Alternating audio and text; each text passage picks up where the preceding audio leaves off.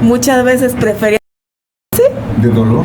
que sentir el dolor de la cirugía, o sea, de que te estuvieran amputando un pie o así sin anestesia. Pues es que está cañón. Sí, yo ahorita ya no quiero ni una perforación sin anestesia. ¿Cuántas endodoncias vemos que no es endodoncia? ¿Cuántas extracciones vemos que no son extracciones? Y se trata de bruxismo extremo. O sea, es más potente la lidocaína, porque necesita la mitad de su concentración, que es 2%, 4% de articaína. Entonces, más potente es la lidocaína porque necesita la mitad. Exacto. Si estamos hablando de eso. De repente ya le habían metido 5, 6, de lidocaína porque no les hacía el bloqueo troncomandibular, que es un bloqueo muy común, pero que presenta muy alta tasa de error.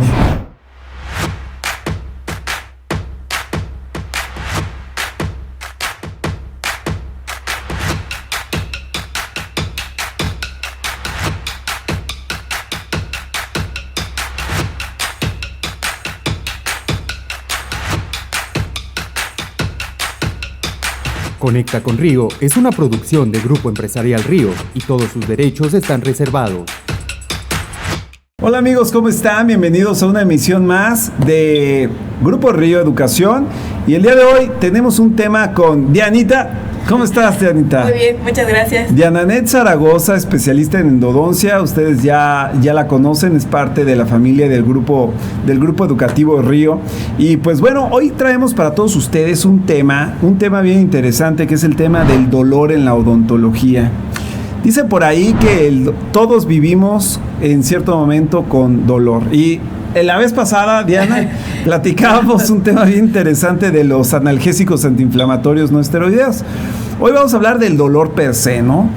El dolor. Y Diana, la gran maestra también de las frases. Hoy preparen su lápiz, su hoja, porque Diana viene pero armada con frases hasta durísimo. Entonces, vamos a platicar, Dianita. Primero, ¿cómo estás? Muy bien, muchas gracias. Sin dolor. Sin dolor. Sin dolor. Sin dolor. Porque, a ver, la frase que dijimos la vez pasada, porque el sufrimiento... No, el dolor es inevitable, pero el sufrimiento es opcional. Ande. ¿La anotaron otra vez? Sí. El dolor es inevitable, pero el sufrimiento es opcional. Sí, es una decisión. Oye, le saludamos a Bob el constructor, que está acá atrás en un edificio que está al lado del Grupo Río y están construyendo, así que la banda le saluda a Bob el constructor. Ya saben qué chiflido sigue, pero le saluda a Bob el constructor. Bueno, Dianita, el dolor ha sido motivo de que el hombre desde tiempos inmemorables lo haya tratado de controlar. Veíamos que las culturas egipcias, mesoamericanas, pues ya utilizaban brebajes y plantas, ¿verdad?, para controlar el dolor. Sí. ¿No? ¿Tú qué opinas de eso? No, pues Pues sí, está chido. Pues está bueno. No, es que alguna vez también estaba leyendo algo sobre anestésicos. Y bueno, que de hecho ese es uno de los motivos por los cuales existe la medicina, tratando de evitar dolores humanos, ¿no? Dolores físicos, principalmente. Pero me llamó la atención que una vez que estaba en una plática de anestésicos, estábamos hablando de que los anestésicos se descubrieron años después de que se realizaban las cirugías. Sí. Que los hacían los barberos y los hacían con un auditorio y esto, y que entonces el paciente muchas veces prefería de dolor que sentir el dolor de la cirugía, o sea, de que te estuvieran amputando un pie o así sin anestesia. Pues es que está cañón. Sí, yo ahorita ya no quiero ni una perforación sin anestesia. Ya no queremos alguien ponerse un arete porque me va a doler. ¿Me va a doler? Sí, entonces yo creo que esa es una de las cosas que más tememos los seres humanos, al dolor físico o emocional, pero lo tememos. Fíjate que lo que comenta Dianita es un parteaguas a través de un personaje que hace muchos años se llamó Nils Lofgren. Me parece que era sueco, pero cerca de 1945 crea la lidocaína como lo conocemos nosotros hoy. Pero fíjense, antes de la guerra, como dice Diana, pues todo era controlado a través de brebajes, plantas. E incluso alcohol, en particular el whisky. Sí. Fíjate que en la guerra civil de los Estados Unidos se documentó mucho, pues los soldados pobres, ¿verdad?, que les tenían que cortar una pierna, los agarraban, los ponían primero bien persas, bien jarras, bien servidos, y ahora sí agárranlo. Y a cortar, a amputar. Sí. Diana, era una barbarie. Mira, a mí, ¿tú viste la película esta de Hostal? Sí. ¿Sí la viste? Sí. A todos nos genera cierto morbo. Soy fan de las películas de terror. Yo también. Yo sé que Diana es fan de las películas de terror, pero Hostal, una película que juega literal con el dolor y el sufrimiento. Sí. Y hasta te da ansiedad de ver que la gente le va a doler. Le va a sacar el ojo con el soplete. O sea, cosas bien. ¡Ay, Dios mío! O sea, pero es basado en dolor. En dolor, sí. Es lo que más teme el ser humano, el dolor. De hecho, es una de las cosas por las que, si te fijas, los pacientes no van a consulta porque temen a que les duela. A que les duela el piquete, que les duela el trabajo de la pieza de mano. Entonces, ese es un sentimiento encontrado con los pacientes porque me duele, pero no voy porque me da miedo que me duela más. Es correcto. Entonces, ese es uno de los retos que tenemos nosotros como odontólogos y me imagino que como médicos también, controlar el dolor pre, trans y postoperatorio. Fíjate que sí, yo creo que si te quieres convertir en un odontólogo de calidad, o sea, independientemente que hagas buenas restauraciones o procedimientos, yo creo que tienes que aprender a manejar el dolor, ¿no? Sí, yo les decía también a mis alumnos, una cosa es la técnica, no sé, aprender a tallar para prótesis, lo que sea, ¿no? Preparar, tomar impresiones, hacer una buena endodoncia, hacer un buen raspado y alisado radicular, una buena cirugía, esa es la técnica. Pero para que realmente nos volvamos profesionales en el área, hay que dominar la técnica más las ciencias básicas. Ajá. O sea, no puedes ser un buen odontólogo si no tienes la técnica más las bases científicas. Yo creo que tampoco especialista, ¿no? No, sí. Fíjate que en general no puedes ser un buen especialista si no eres buen dentista.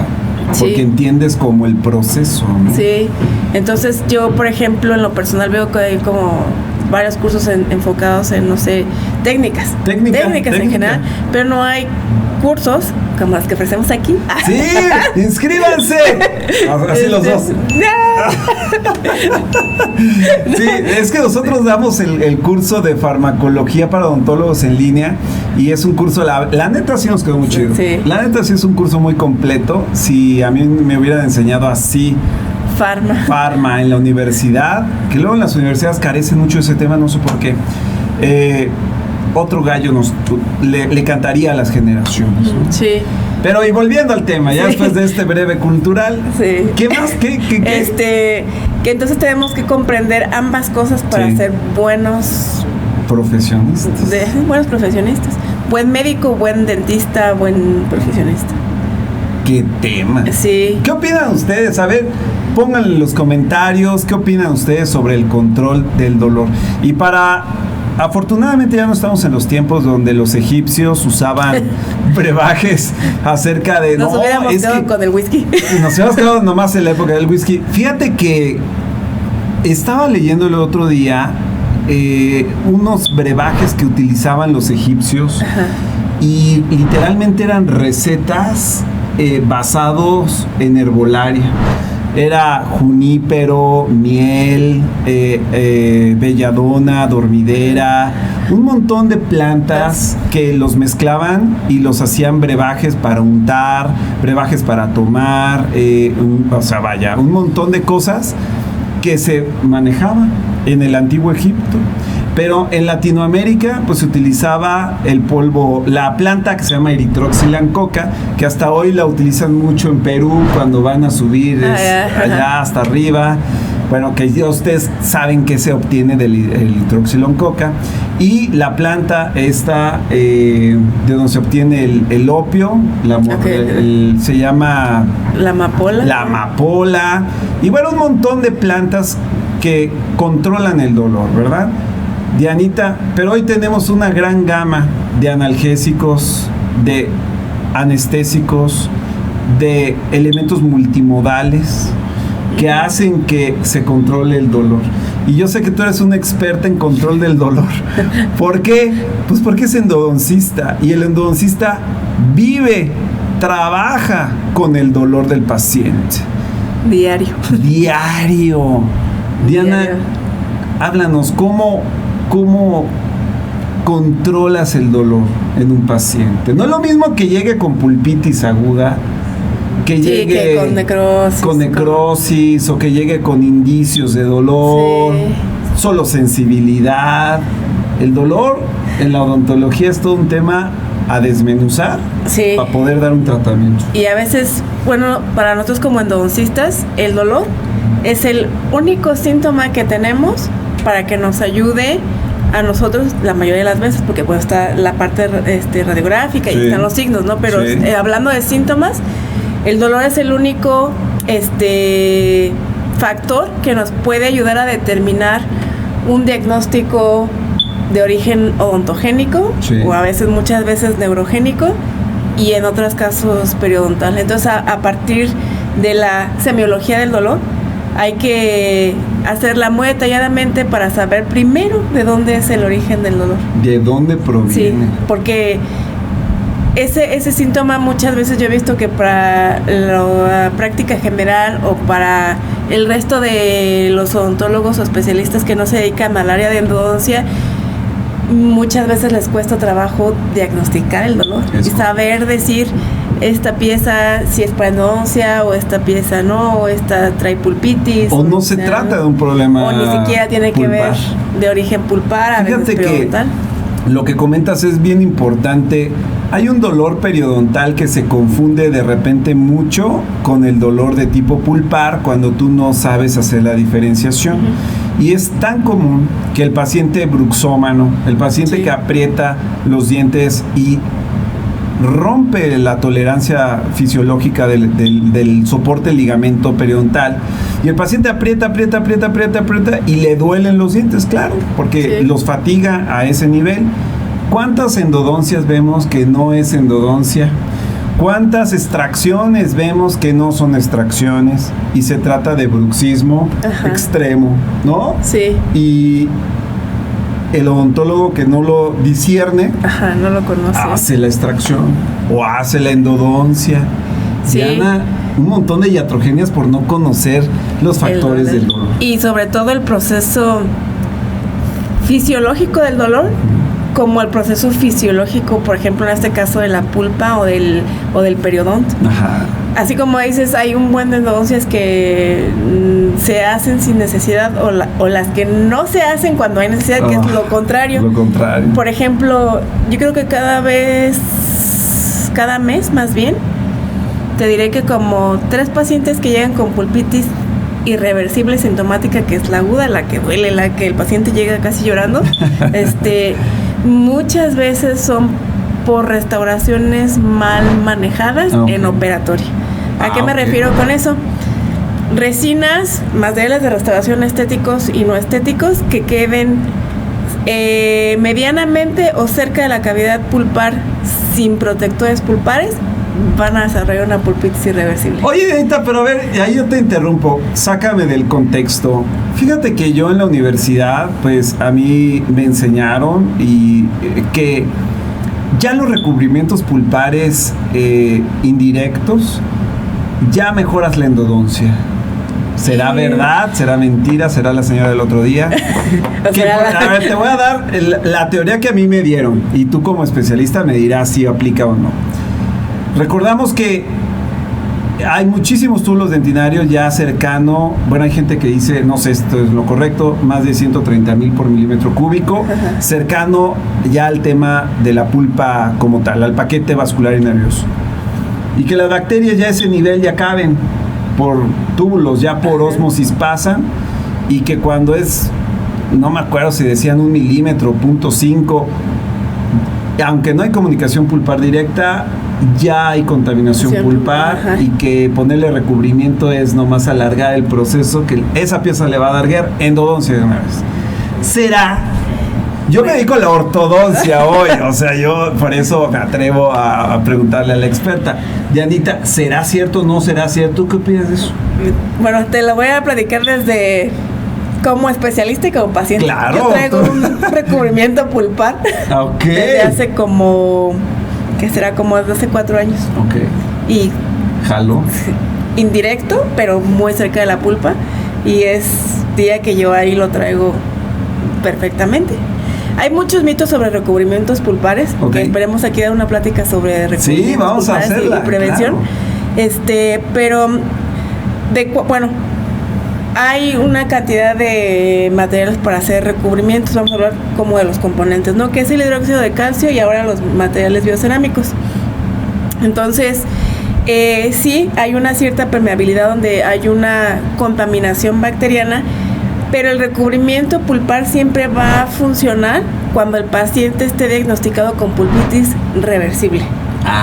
Si la pulpitis se vuelve irreversible, no importa si es indirecto, y ahí ya la pulpa ya no tiene la capacidad de repararse. Pero cuando estamos hablando de una pulpitis reversible o en tratamientos preventivos, vamos a suponer que estás haciendo una cavidad profunda, ahí sí hay que poner el recubrimiento indirecto o directo, ¿no? Obviamente si aislaste y todo eso que se hace. Aíslen, porque si cerró la boca y se le llenó de saliva, ya valió. Ajá. Es muy importante la solución irrigante con la que desinfectamos. ¿Clorexidina? Incluso la clorexidina al 2% es tóxica para la pulpa y está demostrado en un chorro de artículos. Todo es tóxico para la pulpa. La pulpa es bien nena. Todos los adhesivos son tóxicos. Todo. Clorexidina. A cierta profundidad, porque precisamente hablando de la permeabilidad, como de una cavidad media hacia abajo. Sí. Por decirte, la permeabilidad inicial del esmalte es como del 10 al 20% de permeabilidad, ¿no? En las cavidades medias ya empieza del 40% en adelante. Ok. Y 2 milímetros antes de tocar la cámara pulpar ya es un contacto directo, aunque no se vea ni rosita, ¿no? Ya 2 milímetros es directo por esa permeabilidad. Entonces, cuando vamos a suponer que el paciente llega sin dolor, llega asintomático y ¡ay, pero tiene caries! Y vale. ¡ay, le preparan la cavidad! Vamos a suponer que aislaron, pero quedan cerca de la pulpa, precisamente por esa permeabilidad. Todos los materiales de restauración, todos, ionómeros, bases, todo, ahí ya empieza a liberar elementos tóxicos que sí son tóxicos para la pulpa, la irritan. ¿Y se recupera de eso? Y el paciente ya empieza con dolor. Oiga, pero yo llegué con usted y me fui, desarrollé dolor. ¿Qué me hizo? ¿Qué es lo que pasa? Así de... me acaba de poner esta restauración y ¿qué me hizo? Porque no me dolía antes y ¡ay! Se le va a quitar. ¡Ay! El paciente chintinoso payaso que no sé qué y empieza todo. Entonces la dejan pasar. Ajá. Y entonces como no le resuelven su problema, va con otro dentista. Y entonces ve, ¿no? La restauración perfecta, la anatomía súper bonita. Y entonces dicen, es que me acaba de poner esta. No, pero esa no es. ¿Cómo va a ser esa si ni caries tiene, no? Y empiezan a cavitar todas las demás. Luego dan que porque es la mula del juicio, que porque la caries del otro lado. Porque la tiene vecina, la apéndice inflamada, ya van acá. Y nunca dan porque no ven un motivo real para ese dolor. Porque no tiene caries, no hay enfermedad periodontal, está perfectamente sellada. O sea, te quedó súper bien, ¿no? La restauración. Pero no ven que es la reacción química que está agrediendo a la pulpa. Y muchas veces ese diagnóstico pasa desapercibido. Muchísimas veces. Entonces ya cuando llegan a la consulta, si es que me dijeron que era esta, aquella y así, y entonces nosotros cuando hacemos las pruebas pulpares, pues ya sale. Es algo que a mí me hubiera gustado que me hubieran enseñado desde la especialidad. Ajá. No. O sea, eso yo lo tuve que aprender ya después. Por ejemplo, sácame del mito. Es normal, bueno, yo sé que es normal que una pieza ante un estímulo frío o caliente aviente un estímulo doloroso, pero no por más de un segundo. Que más de un segundo se podría considerar entonces un dolor ya de la patología pulpar. ¿Es cierto? O sea, ¿se tiene que recuperar a la prueba de dolor en un segundo?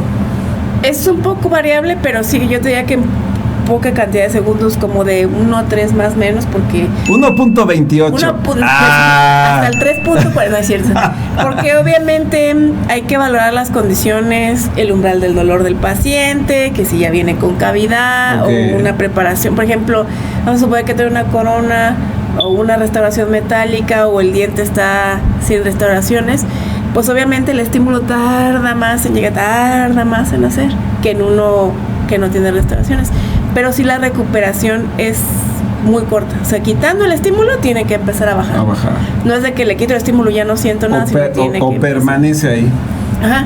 O en el ya desde el punto de vista ya de alteración pulpar, un estímulo retirado que continúa por varios segundos o se empieza a irradiar, ese ya es patológico. Oye, y hablando de dolor, yo te quiero preguntar, fíjate, tenemos varios elementos anestésicos locales, regionales, que ayudan a hacer el control del dolor, del cual estamos hablando, pero es cierto, Dianita, que uno de los síntomas de una pulpitis irreversible sería que tú pones un bloqueo, no sé, vamos a hablar del diente 14, el premolar, y le pones un bloqueo con lidocaína, con mepivacaína, con lo que tú quieras, le pones un bloqueo y se anestesia todos los dientes contiguos, todo se anestesia, pero ese diente particularmente sigue resistente al bloqueo. ¿Será otro de los mitos a eliminar, que eso sea una característica? No, eso sí es real, muy real. De hecho, ese es uno de los grandes retos que tenemos como endodoncistas, quitar el dolor de una pulpitis. Tenemos dos diagnósticos: la pulpitis irreversible, que es asintomática, y la pulpitis irreversible, que es sintomática. La sintomática es sin dolor espontáneo. La asintomática es el paciente que ya llega con dolor, que llega con una historia y su motivo es el dolor y ya llega casi llorando. Esa es la sintomática. Ese diagnóstico en particular es el que, a pesar de la anestesia, falla ahí. O sea, puede estar perfectamente anestesiado, los puntos anatómicos de anestesia y todo, sí. Pero al momento desde hacer la cavidad duele, ya no se diga querer entrar hacia los conductos, y es cuando entonces ocupamos las técnicas suplementarias o la anestesia intrapulpar. Pero para llegar hasta no, o sea, ya parece un sufrimiento para el paciente tremendo, y ese es uno de mis motivos con los que empecé a investigar sobre analgésicos, sobre AINES, pero sí es una realidad. Entonces hay que hacer un buen manejo del tipo de anestesia que utilizo. ¿Cuál usar ahí? Yo generalmente utilizo articaína para esos diagnósticos siempre. Utilizo un protocolo de premedicación con algunos AINES específicos, y deben cumplir con un esquema de ciertos días para que tengan la concentración adecuada de metabolitos del medicamento para combatir la inflamación, no es tanto el dolor, porque bajando la inflamación pues baja el dolor, que es lo que causa, o sea, la inflamación causa el dolor pulpar. Y después no la infección propiamente. No, la inflamación de una pulpa vital es lo que va a causar el dolor. Entonces, cuando se sigue ese esquema, tengo haciendo este estudio por pacientes de hace como 6 años. El 98% de los pacientes no tengo que utilizar ni técnicas suplementarias ni intrapulpares, porque eso también duele muchísimo. O sea, imagínate que si no aguantas una preparación cavitaria, ahora que te anestesien ahí en el conducto. Y además es una anestesia continua, porque les hace un ratito y otra vez vuelve a doler. Y ya no, hablando de cosas técnicas de endodoncia, es el conducto está curvo, calcificado, no pudo bajar, a veces no pueden anestesiar, entrar. Entonces eso es un problema y se vuelve una pesadilla para el paciente. Ay, Dios mío. Y es cuando dicen, no, te van a hacer una endodoncia, no, o sea, suelen un montón. Y entonces ahí hay que hacer un buen manejo tanto de toda la parte farmacológica de AINES, la parte anestésica, más la técnica pues endodóntica, pero saber prevenir, controlar el dolor pre, trans y posoperatorio. Fíjate que me llama la atención que comentas que utilizas articaína, nombre comercial, uno de ellos Medicaín, es bueno. Turbocaín. Bueno, articaína. Pero la articaína, hay mucha gente, Dianita, sácanos del tema, del mito. Hay mucha gente que prefiere mepi, mepivacaína. Hay gente que dice, no, yo mejor arti. Uh-huh. Hay gente que sigue en la práctica y dice, no, yo toda mi vida he hecho con lidocaína. Entonces, te quisiéramos preguntar aquí, para control de este tipo de dolor, ¿cómo haces tú tu selección de articaína? ¿Por qué arti? ¿Por qué no mepi? ¿Por qué lido? Ajá, okay. Porque dentro de todas las investigaciones que se han hecho de los anestésicos que por sí solos llegan a controlar el dolor de esta pulpitis, es la articaína. Okay. Por su mecanismo de acción, por la profundidad que tiene y el alcance de anestesiar, que muchos odontólogos a veces le tienen miedo porque piensan que por ser turbocaína es más potente. Okay. Y yo les explicaba que si hablamos de potencia y efectividad, es más potente la lidocaína, porque necesita la mitad de su concentración, que es 2%, 4% de articaína. Entonces, más potente es la lidocaína porque necesita la mitad. Exacto. Si estamos hablando de eso. La otra razón por la que lo utilizo es la duración. O sea, me da un buen tiempo de trabajo, que a veces me tardo, soy lenta para hacer esto. Se me tarda una hora y media, a veces hasta 2 horas. No son carreras. Ajá, entonces esa es la otra. Y y como tiene esa característica, el anillo químico que le da a la articaína esa función de poder tener una mejor penetración en tejidos más profundos, es lo que le da una mejor anestesia. Por eso yo en cirugías de larga duración, terceros molares, periodoncia o endodoncia, específicamente en esos diagnósticos, utilizo articaína. Fíjate que es muy importante esto porque nosotros como dentistas creo que nuestra responsabilidad es usar los medicamentos que más se adapten hoy a nuestras necesidades. La lidocaína se descubrió en 1945. Bueno, está muy bien, es el prototipo de comparación contra todas las demás. Pero sabemos que hoy tenemos mejores medicamentos, ¿verdad? Y que te pueden dar mejores resultados. Sí. Entonces, ahí, Dianita, muy bien, palomita, sí, todos coincidimos que la arti es un medicamento extraordinario. A pesar que hay autores, fíjate, Dianita, que de repente dicen, es que la articaína es más tóxica porque requiere ese 4%. Y aparte su biotransformación es dual, es decir, se biotransforma sanguínea en la sangre y en el hígado. Entonces dicen, la lidocaína solamente se biotransforma hepáticamente. Entonces dicen, es más tóxica en el cuerpo. Pues sí, pero el efecto terapéutico es el mismo y aparte no te va a pasar nada. Entonces, y la toxicidad también ha estado por la concentración y la dosis en la que utilizan. O sea, si yo voy a utilizar 5 cartuchos o sea, ya para utilizar más de 3, ya estamos hablando de que ahí algo ya no está bien, ¿no? Sí, tocaste una fibra bien sensible. Qué padre, a ver, tú dale, Dianita. Entonces ya estamos hablando de que ya además 3 cartuchos en cualquier procedimiento, algo dentro del paciente o mío, algo no está bien. O desde que estoy utilizando malas técnicas, o no estoy haciendo bien, o el paciente trae alguna otra patología que está interrumpiendo con el efecto anestésico. Pero para que cualquier anestésico se genera una toxicidad sistémica, tiene que ser rebasando los 5 cartuchos. Entonces, hoy en día, ¿en dónde utilizas 5 cartuchos? Y me refiero en los procedimientos ambulatorios, ¿no? Sí, claro. Sí, porque no vamos a hablar ya de cirugía maxilofacial, eso ya es otra cosa.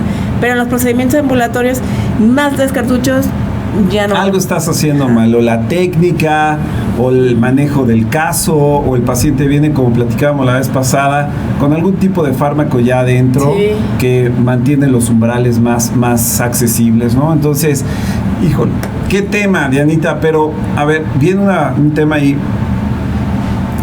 Hablábamos de que justamente el dolor se controla a través de diferentes medios y que cuando aplicas muchos cartuchos estás haciendo algo mal. Hay una técnica que se llama técnica de Clark, que es muy ideal para hacerla basada en el peso del paciente. Casi no lo usamos porque la mayoría de los procedimientos te lleva 1, 2, 3 cartuchos. Pero yo me acuerdo en la universidad ver a muchos en las clínicas de exodoncia. Supongo que ahorita debe ser distinto. Digo, yo estudié en la universidad hace un rato, ¿no?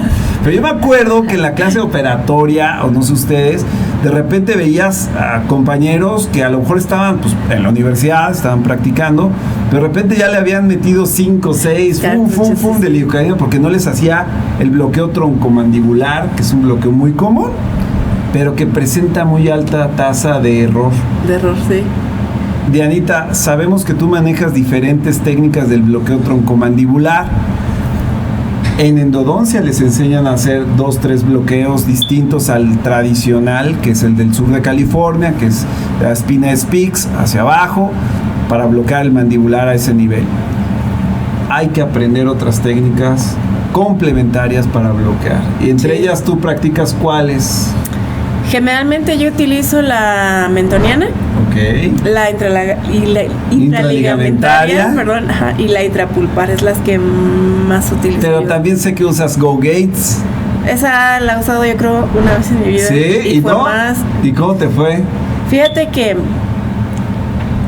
en la realidad no hay técnica suplementaria para mi área. Lo que te comentaba de la pulpitis irreversible sintomática, no hay técnica suplementaria que ayude a mejorar el efecto anestésico mientras hay pulpitis irreversible. Es todo un manejo farmacológico previo al tema. Al tema. Y la Go Gates la he usado una vez y nunca funcionó tampoco. Entonces, las que más utilizamos son las mentonianas, intraligamentarias, intrapulpares. Casi cualquiera nos te va a decir si las utilizo. Es como las que más sabemos cuando queremos controlar ese dolor. Pero yo creo que esta de la Go Gates y todos, yo creo que la recomendaría. Digo, no soy cirujana maxilofacial, pero aparte de una patología pulpar o periodontal, lo otro que puede causar la falla anestésica, aparte de la técnica, es la variabilidad anatómica del nervio mentoniano. ¿Y las infecciones? Sí, las infecciones sí, pero me refiero anatómicamente, que es cuando yo ahí recomendaría utilizar técnicas suplementarias. Ahí sí, ese es un reto, y eso se da más cuando están haciendo cirugías de terceros molares. Por ejemplo, pacientes clases 2 severos esqueléticos, pacientes clases 3 esqueléticos, donde sabemos que la mandíbula tiene retroproyecciones o proyecciones anteriores muy marcadas.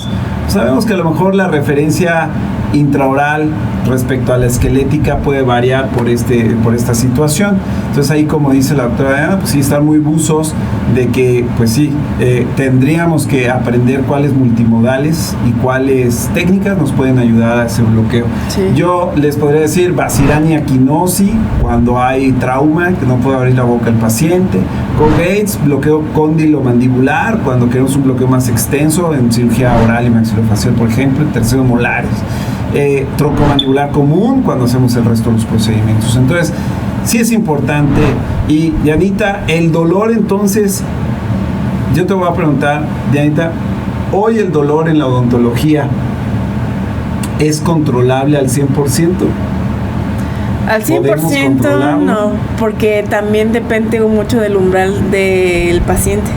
Entonces, y luego hay pacientes que no siguen todas las recomendaciones, y hay otros que sí son a veces como exageraditos. Pero yo creo que sí hay pacientes bien exagerados.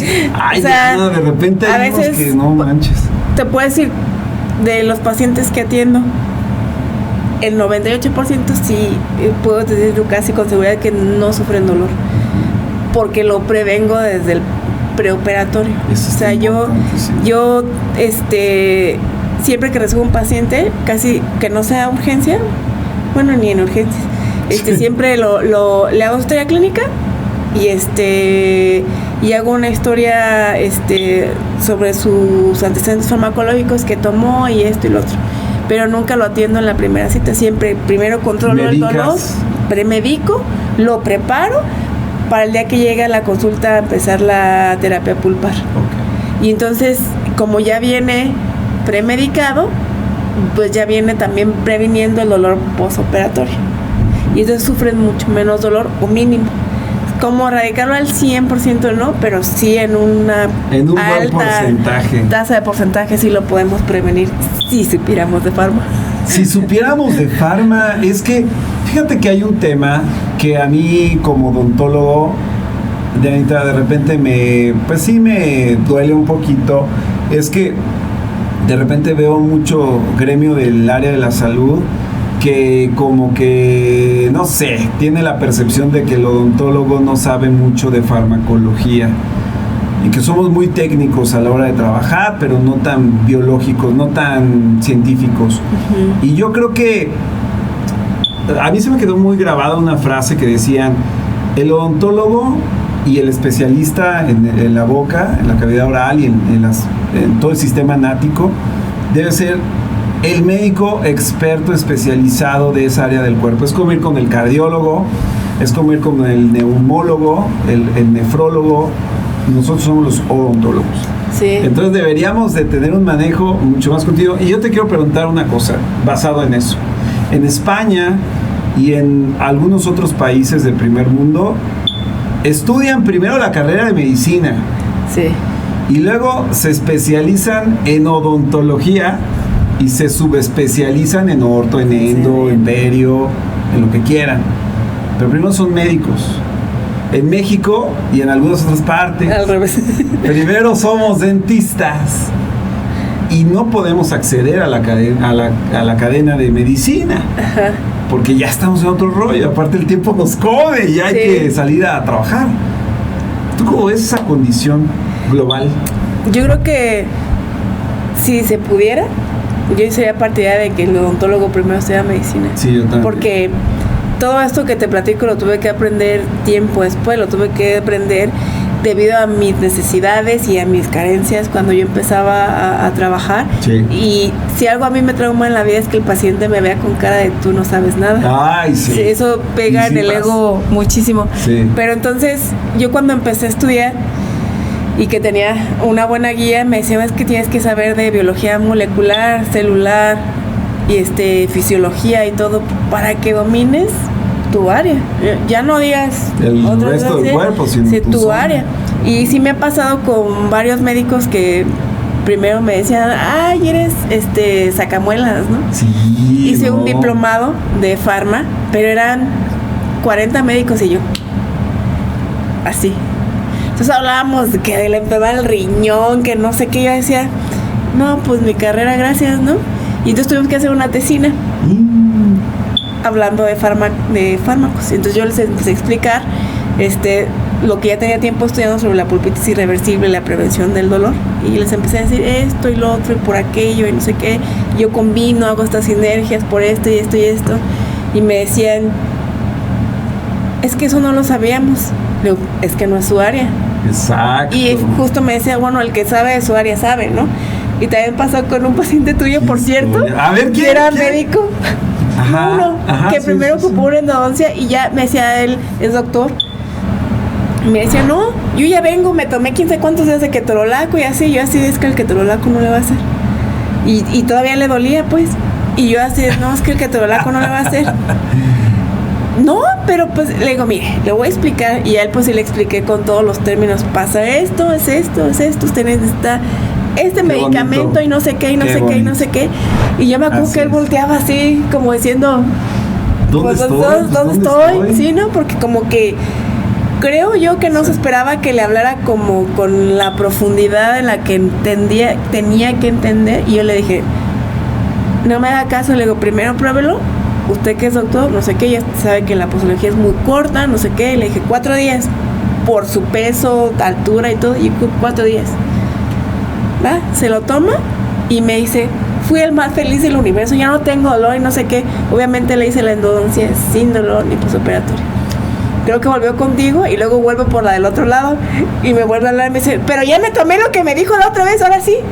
Ya, o sea, él ya entendió y me dijo: pues es que sí, nosotros no vemos eso. Sí.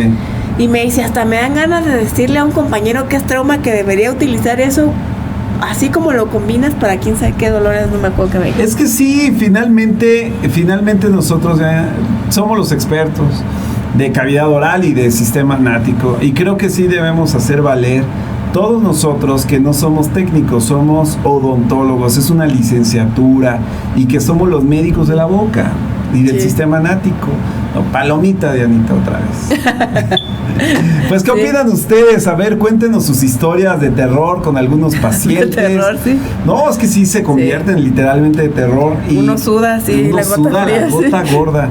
Entonces, para finalizar este primer tema, porque es importante que ustedes sepan, control del dolor, lo hacemos con AINES, lo hacemos con analgesia multimodal, lo hacemos con anestésicos locales regionales, y en la odontología esos 3 elementos deben ser los que rigen el control de nuestra área. Claro, encontramos morfínicos, opioides y otros medicamentos de control del dolor, principalmente a nivel neoplásico, pero sabemos que esa ya no es campo de nuestra competencia, eso ya al oncólogo y será otro el proceder, pero nosotros tenemos muy buenos recursos. Sí. Así los suficientes. Sí, los suficientes. Así que vivan sin dolor. Diana, para despedir este bloque de esta plática del día de hoy de manejo del dolor, ¿con qué te despides? ¿Con qué te quedas? ¿Con qué me quedo? Pues que yo creo que también se lo mencioné la otra vez. Hay que entender muy bien la fisiología del dolor, entender todas las bases científicas de lo que está provocando mi patología y de lo que voy a utilizar. Sí. Si no tengo ese manejo, simplemente voy a ser un técnico dental. Es correcto. Nada más. Qué duro, qué duro. Yo me quedo comparto la opinión de Dianita. Yo creo que tenemos que entender la fisiología y fisiopatología del nivel pulpar, a nivel pulpar, y también conocer la psique del paciente. Sí. Platicábamos la vez pasada, no es lo mismo que le duela a uno de ustedes que conoce un diente que a una persona que no entiende ni cómo se le funciona y que ya piensa de repente que es cáncer. Esos me han tocado. Un día me tocó un paciente que llegó diciéndome: doctor, es que no será cáncer porque me duele, y San Google me dijo que las neoplasias así, asado. No sé, no, entonces es bien importante entenderlo. Pues Dianita, gracias por este bloque. Nos vemos. Diana, ¿dónde te localizamos? Dinos, los colegas que nos hacen favor de vernos. Diana, ¿dónde estás? Bueno, me pueden encontrar en mis páginas de Instagram y Facebook, que es Endodoncia Especialista, y en la página de la clínica general donde yo trabajo, que es Dental Plus. Ambas están en Facebook y en Instagram, y ahí están los teléfonos y nuestro contacto personal para cuando gusten. Ah, claro, porque acérquense a Diana. Diana aparte es una finísima persona. Créanle lo que les dice. Nos vemos en la siguiente. Hasta luego, bye.